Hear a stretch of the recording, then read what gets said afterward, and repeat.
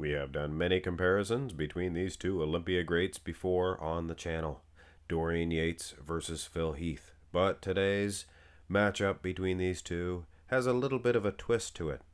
Dorian Yates, 1994. It is the first year that he dropped the ball. He tore his bicep, he came in a little bit bloated, midsection watery. And Phil Heath, 2014, the first year that he dropped the ball, much like Dorian Yates, and in both cases, they did again a couple of years after this. And interestingly enough, Dorian Yates, the year after this, take a look at the difference. I will say, 1994, I think without the torn bicep, I think he was poised to come in with the biggest, best arms that he ever had. Look at that right arm. Still looks pretty good. But of course, the left arm torn pretty bad. You can notice 95, a little bit more of a peak on the torn bicep. And the lats are way bigger. And you can definitely see stomach distension, 94. So that's the year after. In Phil Heath's case, do you guys remember what happened in 2015? You see that? That was the year after. So, wow, in both cases, they dropped the ball, yes, but also in both cases, they picked that ball up the year after. But judging by this one, I don't know. Dorian, he looks more aesthetically pleasing, even though he has a torn bicep. Other than that, well, his condition's maybe not the best. Not a whole lot of separation in those quads, but Phil has a mega stomach here. It's huge. You cannot ignore it, guys. Good arms, good wheels as well. Go to the front lat spread. And I joke around sometimes. Maybe not quite so much anymore. But I don't think that I'm even joking about this. I think that Dorian and Phil Heath could hit the front lat spread today. Both of them. And Dorian would still win. Dorian's structure, his lats, and it does not help the case for Phil Heath. His midsection is way out of whack. Dorian, not bad. Other than maybe the lack of separation in the quads, which he was not known for. He didn't really have that. So it's possible that his condition is just as good as Phil Heath's. Maybe. But yes, I don't think that we're going to get too many arguments. Probably a lot of arguments about the front double biceps. But I added the S there afterwards. But yeah, I didn't say that I was giving it to Dorian or Phil. Definitely giving this one to Dorian. Now turn to the side. A Phil Heath pose. I will say though, up close, the close-up shots do prove that Dorian has some pretty good condition. Just does not have that separation of Phil. Sizing, a little bit of an issue here. Dorian stands straight. He's not that much taller than Phil. But when he stands straighter, all of those things, you got to take them into consideration when sizing these two. Doesn't matter anyway.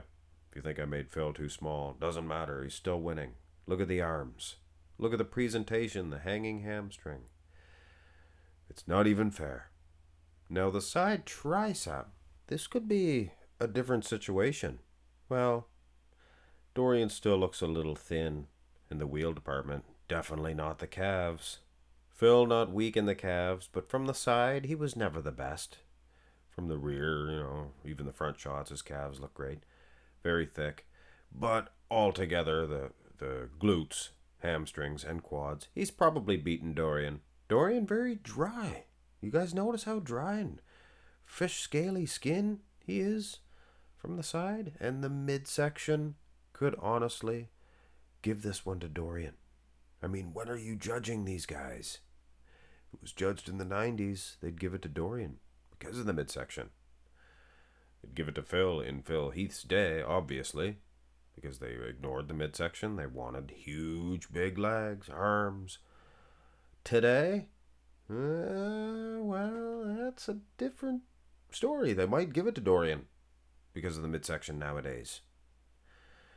Hard to say, but that's just the front and the side. Now, let's have the back. And if you know Dorian and Phil Heath's history, their repertoire of poses, their ensemble of muscles, you'll know that their back developments are their strongest points. There are some that wouldn't even look at this and just suggest, well, Dorian has the greatest back of all time. He's destroying Phil. But for those of you who actually take the time to look at this, you will know that Phil Heath is just too much for Dorian. Sure, Dorian's wide. Those lats are massive. Good condition too. Nice traps. Phil, he looks a little harder. He looks a little grainier than Dorian Yates. And the lower half, Dorian looks a little watery for sure. This is the least conditioned Olympia winning version of Dorian Yates. Even in 1997, he was more conditioned than this. So having said that, this could be the decider. Phil Heath, unless Dorian, go to the back double, unless Dorian really impresses me in this shot. And he does a little bit more. He's flexing his glutes. You can see that.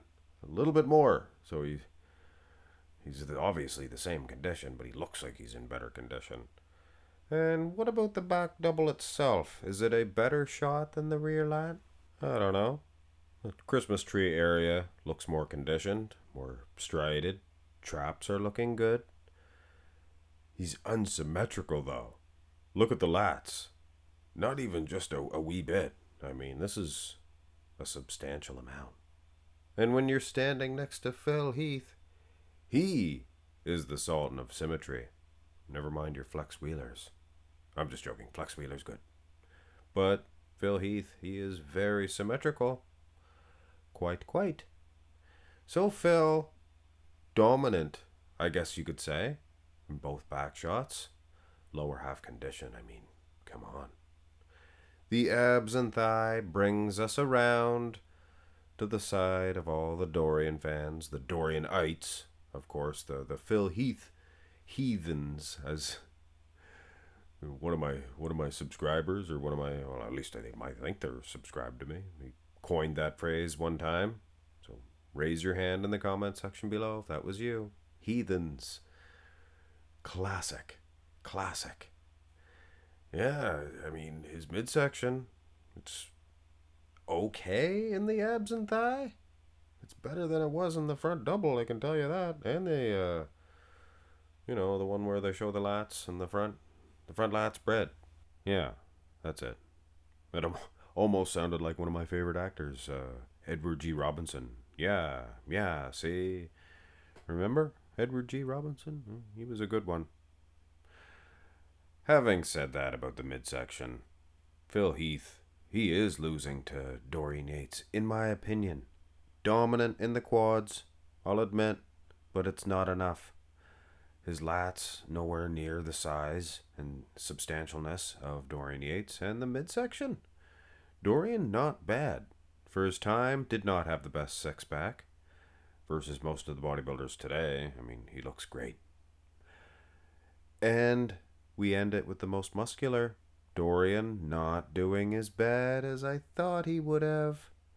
In this pose, arms look a little bit... Well, I was going to say something else, but it's terrible. It's terrible. I don't want to offend anyone, especially any ladies. I was going to say girly arms. And girls, female bodybuilders have great arms. But it's just kind of joking around. Phil Heath, those arms are pumped up. Could be some clay in there. In which case, Dorian wins by default. Look at that chest striations. Those. Very impressive calves as well. Bigger, better calves than the doctor, Phil Heath. But at the end of the day, I'd probably lean towards Phil Heath. He's winning more shots. And yeah, I know. But what about the midsection? Mark's max muscle? Well, what about the torn bicep? Marks muscles fans. Yeah, so it's not like Dorian was an innocent man. That was a movie with Tom Selleck, Innocent Man, but we're talking innocent in terms of having blemishes on the physique. So, yeah, the midsection might be a little worse than a torn bicep. I don't know. But aside from those two blemishes, Phil Heath is still winning. Condition, lower half condition, separation, wheels, arms. So yeah, in my opinion, it's pretty obvious. I think Phil's winning. I don't know. Maybe not to a Dorianite. Let us know in the comment section below. Are you a Dorianite? Why is Dorian winning this one? Tell me. Tell the rest of us as well. And don't just suggest that it's he would have won the match without the most muscular. That's not going to change one thing at all. I'm telling you right now. Have a great one, folks.